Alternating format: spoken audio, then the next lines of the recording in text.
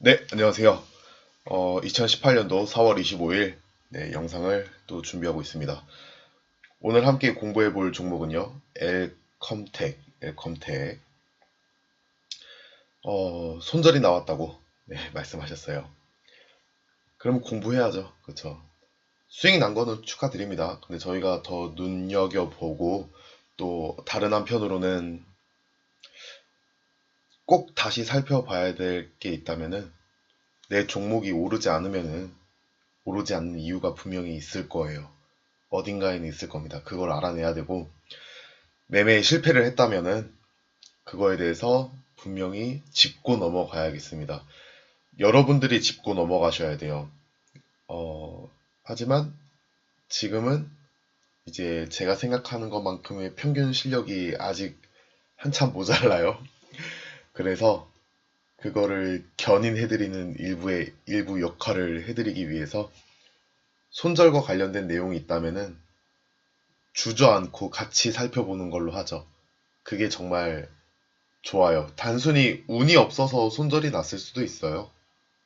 근데 어, 피할 수 있었다면은 피할 거리가 있었다면은 그거는 그 이유를 찾고 근거를 찾고 똑같은 실수나 어떤 최선의 선택에 반하는 이러한 행동은 자제할 수 있겠죠. 아, 이번에는 정말 운이 없었던 것 같아. 이렇게 넘기는 매매는 어, 좋지 않아요. 찾아보려고 자꾸 노력하셔야 돼요. 자, 그러면은 엘컴텍에 대해서 같이 이야기해 보도록 하겠습니다. 새벽에 영상이 올라가면은요, 뭐 아침에라도 내일 아침에 확인하셔도 되고, 톡방에는 미리 이제 사이즈 줄인 거를 올려드릴 테니까, PC로는 금방 받아볼 수 있죠. 네, 그렇게 해주시면 되겠습니다. 자, 보겠습니다. 어, 두 분이서 이제 손절을 하셨어요. 일단은 손절을 하신 부분에 있어서 잘 하셨다고, 네, 꼭 말씀드리고 싶어요. 잘 하셨어요. 이게 2650원이네요. 2650원. 그래서 매수가 되었다라면은 손절가는 2650.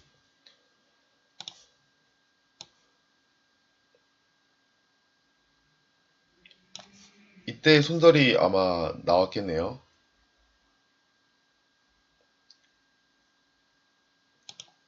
계산기로 정확히 계산을 해봐야겠지만, 정말 잘 하신 것 같아요. 이때는 아마 튕겨서 올라갔다면은 손절을 못 하셨겠지만, 이때는 좀 이탈을 확인하고, 저희가 단타 매매로 접근을 했기 때문에, 내일 장에서 어떤 반응을 일으키든 관계없이, 네, 관계없이, 손절을 하셨다면은 정말 잘 하신 겁니다. 음, 아쉬운 부분도 있을 것 같아요. 아쉬운 부분도 있을 것 같은데, 일단은 제가 말씀드리고자 하는 곳에서, 네, 한번 살펴보시길 바랍니다. 최대한 많은 걸 말씀드려 보려고 해요. 어, 엘캠텍이라고 적었네. 엘컴텍, 손절,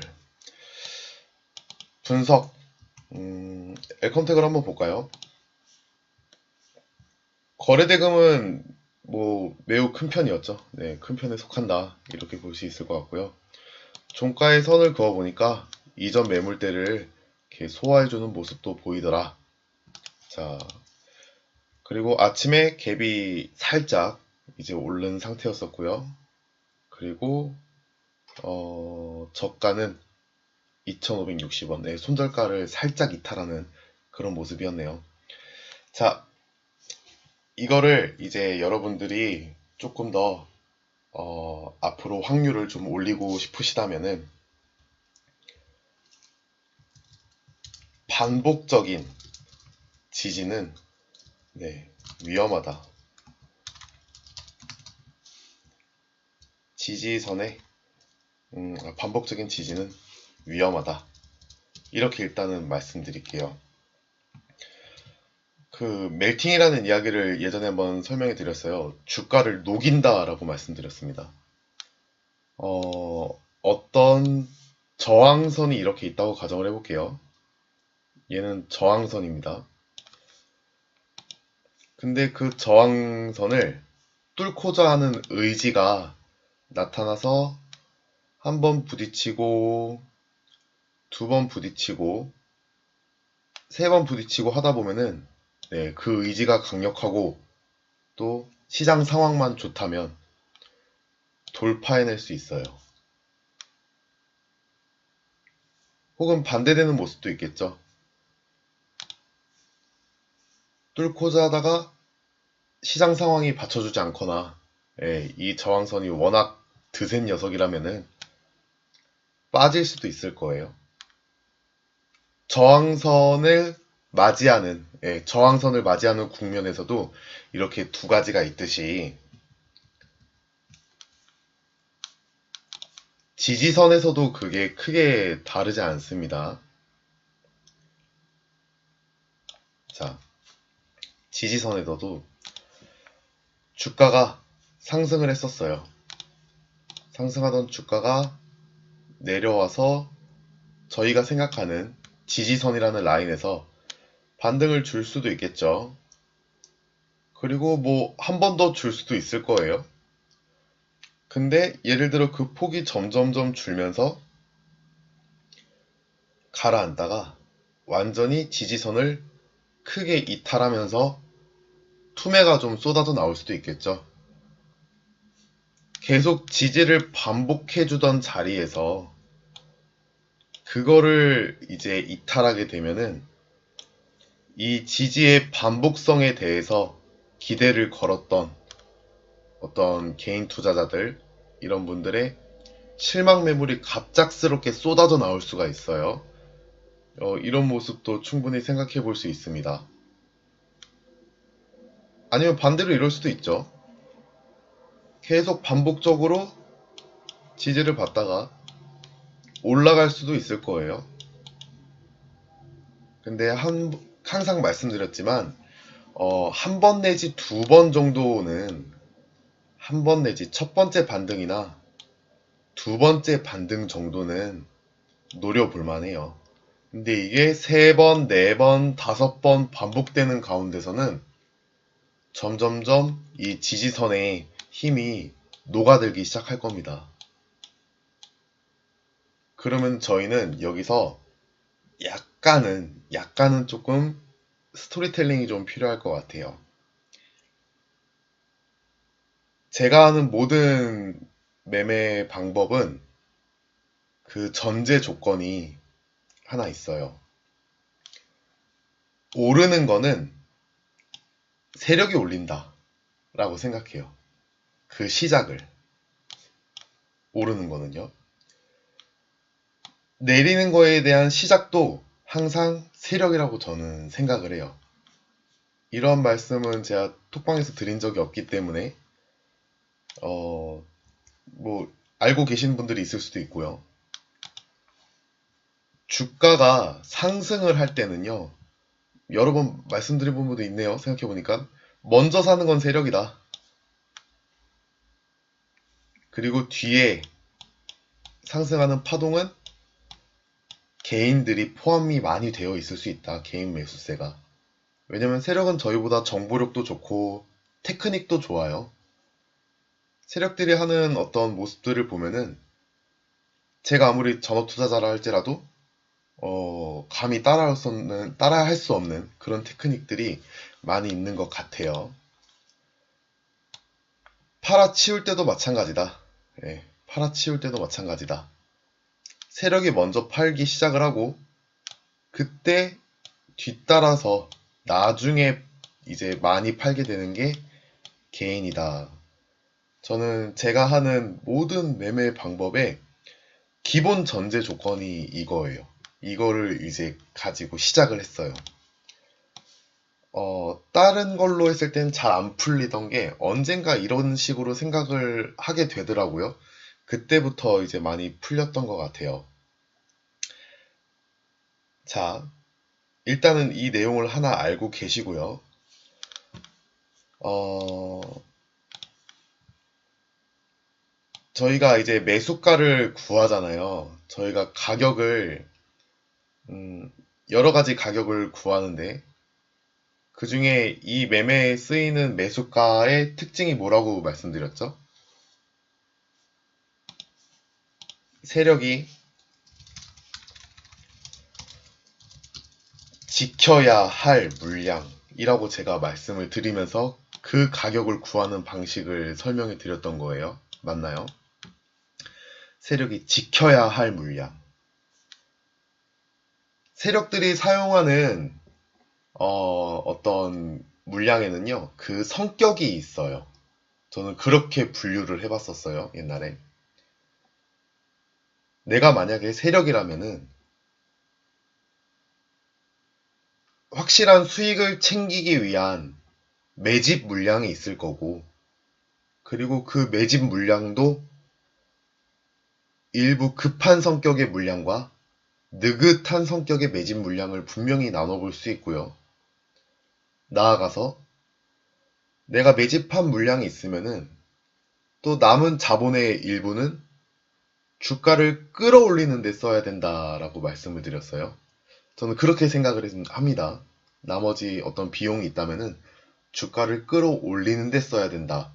뭐 호재를 터트리든 아니면은 이제 뭐 갑자기 호가창에 있는 얇은 호가창 벽을 한꺼번에 사들여서 VI를 일부러 걸어서 개인 매수세들을 조금 유입을 시킨다거나 그런 용도로 쓴다라는 거죠. 세력이 지켜야 할 물량이 있다. 이게 내용이 좀 꼬일 수도 있는데 일단은 저희가 구하는 가격은 세력이 지켜야 할 물량의 가격을 구했던 거예요. 그쵸? 또 개인 매수세의 유입을 유도하기 위한 물량, 저희가 그거를 구분해서 매매를 하는 거였잖아요. 네. 자, 그러면은 이제 엘컴텍을 한번 다시 볼게요. 여러 가지가 복합적으로 이제 많은 개념이 포함되어 있는 매매 방법이라서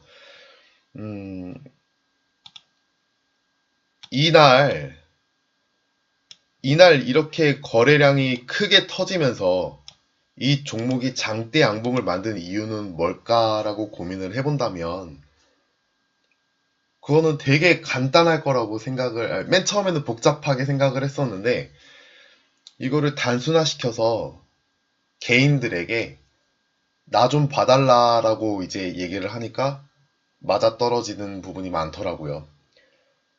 그러니까 몰래 할 일이 있고 대놓고 드러내야 할 수 있는 일이 있는 거예요.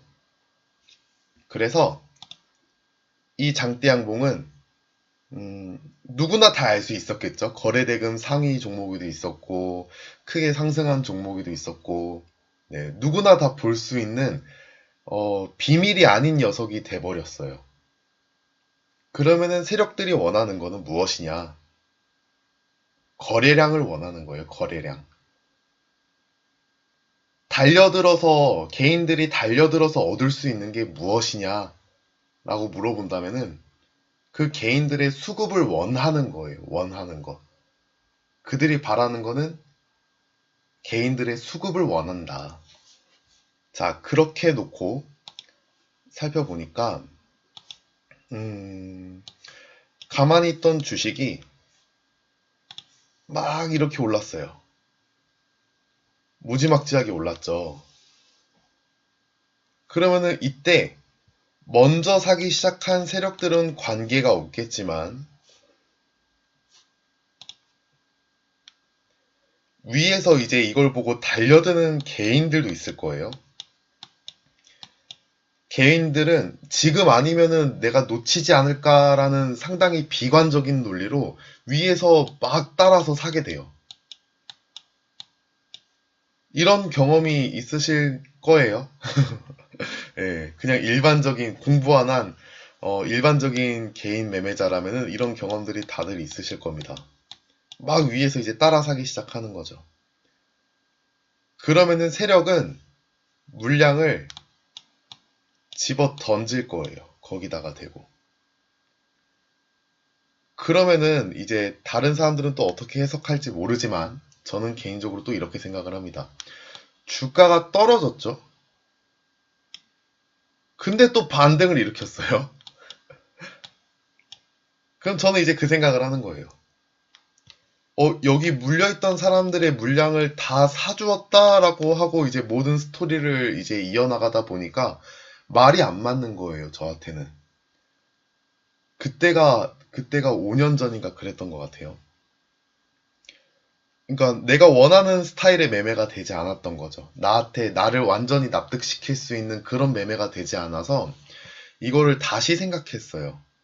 아, 혹시 한번 쭉 끌어올려서 개인들에게 우리 세력의 물량을 집어 던져서 좀 매도를 했는데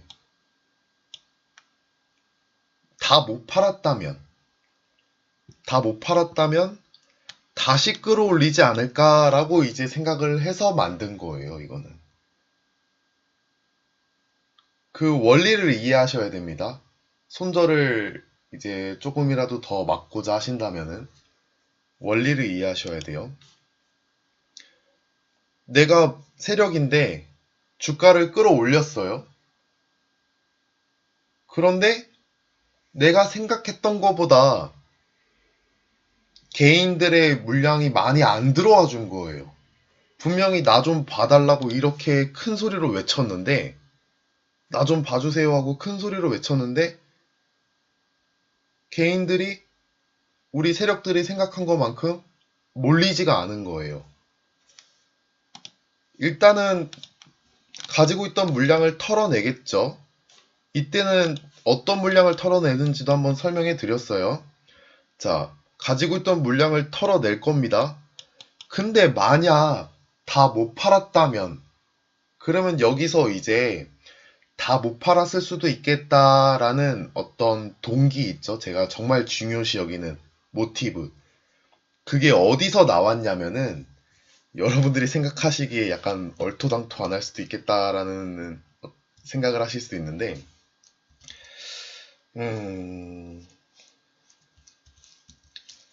세력 간에도 경쟁이 치열하다. 저는 이런 생각을 했어요. 세력 간에도 경쟁이 치열하다면 이렇게 한번 가정을 세워 본 거죠. 가정. 이 가정은 어떻게 또 생각하게 됐느냐?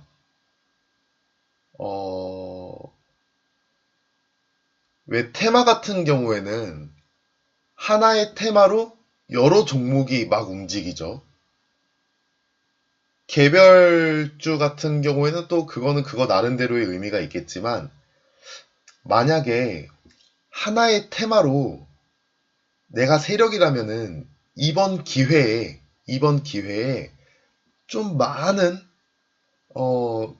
좀 작전을 한번 작전을 한번 해보고 싶은데 이용할 수 있는 테마가 한 군데에 몰려 있어요. 예를 들어 이번에 남북 경협주처럼요. 그런 생각들 해보신 적 있으신가요?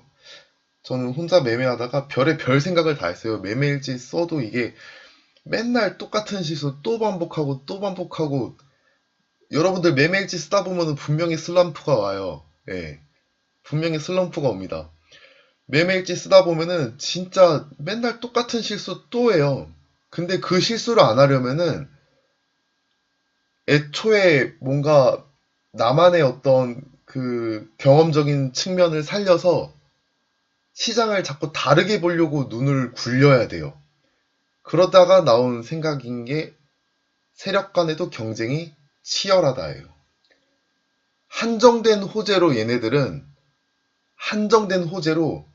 최대한 많이 해먹으려는 욕심이 있을 거다. 개별주는 얘기가 달라요. 특히나 테마주일 때 이야기를 말씀을 드립니다. 그러다 보니까 내가 어느 순간에는 팔고 싶은데 다 못 파는 상황이 나올 수도 있다라는 거예요. 나는 A라는 종목의 세력인데 B라는 종목에 수급이 더 많이 붙어버린 거예요. 그게 어떤 부하 내동자들에게 유도 심리가 너무 컸다. 그럼 우리는 뭘 해야 되느냐? 더 먹기 좋게 만들어야 되는 거예요. 그러니까 날 좀 봐달라고 이렇게 크게 소리를 한번 치고 또 매집을 하는 거죠. 자, 저는 이제 제 접근 방식이 그렇습니다. 그래서 그렇기 때문에 이 엘컴텍은 제 기준에서는 오늘 매매 대상이 아니었어요. 자, 설명해 드릴게요. 엘컴텍 매수가가 아까 썼는데 어디죠? 2,650원이죠. 네. 원칙대로 하기 때문에 언제 찝어도 같은 가격을 찍게 될 겁니다. 2,650원이에요. 자, 이거는 저희가 구하는 기준이 뭐다? 세력이 지켜야 할 물량을 가지고 저희가 물량의 특성을 3개를 설명해 드렸고, 네. 그 중에 저희가 관심을 안 가져도 되는 물량이 하나 있었고, 관심을 꼭 가져야 할 물량이 2개가 있었죠. 그 중에 하나가 이거예요. 매집은 이루어졌다. 그리고 나 좀 봐달라고 얘기를 했어요. 엘컴텍이. 자, 한번 크게 쳐 올렸습니다. 쳐 올렸대. 자, 크게 시세를 발산해 주었어요. 그러면은 저희가 생각하는 지지선은 일단 이거예요. 그쵸? 이거고 저희가 매매하는 당일은 여기서부터죠. 제가 세로선을 좀 이렇게 진하게 몇 개 좀 꺼 놓을게요. 네. 이렇게죠. 그리고 나서 개인 매수세들이 여기에 막 달려듭니다. 여러분들 달려드시는 곳이 여기잖아요. 그쵸? 아실 거예요. 여러분들이 더 잘 아실 거예요. 그리고 주가를 한번 패대기 칩니다. 그러면 이 패대기 칠 때는 자신들의 물량을 매도하잖아요. 그럼 여러분들 상식적으로 한번 생각해 보세요. 매도를 할 때 여러분들이라면은 세력들은 같은 종목에서 여러 군데에서 매집을 하죠. 수익률이 가장 높은 걸 매도하시겠습니까? 수익률이 가장 낮은 걸 매도하시겠습니까? 혹은 비중이 가장 높은 걸 매도하실래요? 아니면은 비중이 가장 낮은 것부터 매도하실래요? 여러분들의 선택은 어떻겠습니까? 그 생각의 끝에 결과물로 만든 게 이 매매 방법이에요. 자, 이 사람들도, 세력들도 사람이라면 비중이 많고 수익률이 가장 높은 계좌부터 정리하지 않을까요? 예를 들면 프로인데 여러분들은 어떤 선택을 하실지 모르겠지만 제가 보는 관점이라는 게 이런 방식이에요. 이거 말고도 매매 방법이 더 훨씬 많이 있고요. 자, 개인들이 달려들어서 매도를 했는데 아까 말씀드렸던 것처럼 뭐 남북 경협을 예로 들었으니까 그렇게 쭉 진행해 보겠습니다. 세력 간에도 경쟁이 치열하다. 한정된 호재로 이번에 꼭 한탕 해먹어야 되는 세력들이 그 경쟁이 치열한 가운데 꼭 해야 한다면은 그 한탕을 꼭 해야 된다면은 그런데 너무 치열한 나머지 내 물량을 다 팔아내지 못했다면은 우리가 지지선이라고 생각하는 가격이 그러한 의미가 담겨 있다면 여기서 다시 한번 반등이 나올 거라는 거죠. 자, 그러면은 주가가 오르면은요, 예, 이거는 소신 매매자들이 부하 내동자들의 매수 유입을 위한 거다라고 말씀을 드렸어요. 그러면 여기서 달려들 때 또 자신들의 물량을 내던질 수 있겠죠. 그래서 덜어냈어요. 그리고 또 덜 팔렸네. 다시 한 번 더. 또 한 번 더. 한 번 더. 근데 나중에 알고 보니까 이 모든 과정이 내 물량을 매도하고 도망가기 위한 과정이 아니라 이 과정을 거치면은 자신들은 수익 실현도 하면서 여기에 있던 어떤 부하 노동자들, 개인 매매자들, 이 사람들에게 공포감을 실어줄 수 있는 구간도 되어버리는 거죠. 이렇게 정말 효과적인 측면으로 생각하는 게 세력이다 라고 믿는 거예요, 저는. 자, 그렇게 놓고 보았을 때 그렇다고 이거 하나만 가지고 절대 막 따라서 매매하시면 안 돼요. 그렇다고 보았을 때 이 세력들은 엘컴텍에 대한 이 세력들은 제가 말씀드린 어떤 그 시나리오대로라면은 다른 세력들과 이제 경쟁하면서 주가를 끌어올리고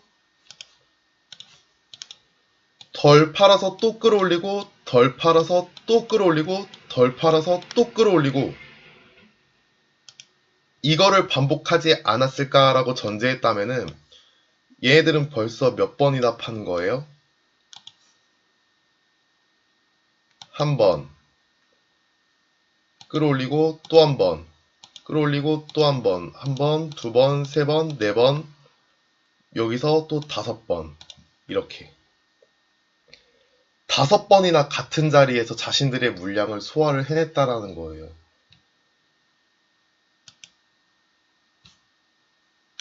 그렇기 때문에 또 여러분들이 차트를 좀 많이 분류해 보시면 알겠지만 한번 쭉 끌어올렸다가 엄청나게 많이 하락을 시켰다가 다시 그만큼을 사주고 또 떨어뜨린다면은 이러한 형태는 좀 기억해 두실 필요가 있는 패턴의 차트가 되겠습니다. 그날 하루 만에 이런 일이 벌어졌다면요.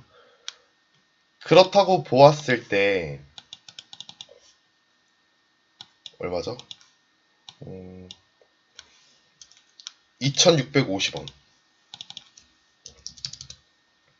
2650원은 오늘에 와서 다시 한 번 더 반등을 기대한다는 게 조금은 가능성이 희박할 수도 있겠다. 왜? 이미 어느 정도 팔 만큼 팔았으니까. 물량 소화를 일부 해냈으니까. 그 물량 소화라는 거는 두 가지 측면이 있다. 하나는 자신들의 무게를 줄여나가는 거, 또 하나는 위에 개인 매수세들을 겁을 주고 도망가게 만드는 거. 무게감도 줄이고 자신들의 비중도 효과적으로 줄이고. 이게 만약에 내일 다시 한번 상승을 한다면 그때는 결국에는 이 자리는 자신들의 매매를 끝내려는 게 아니라 비중도 줄이고 부하 노동자들도 좀 덜어내고 이러한 과정이 포함되어 있을 수 있겠다라고 생각을 하는 거죠. 정리해 보겠습니다.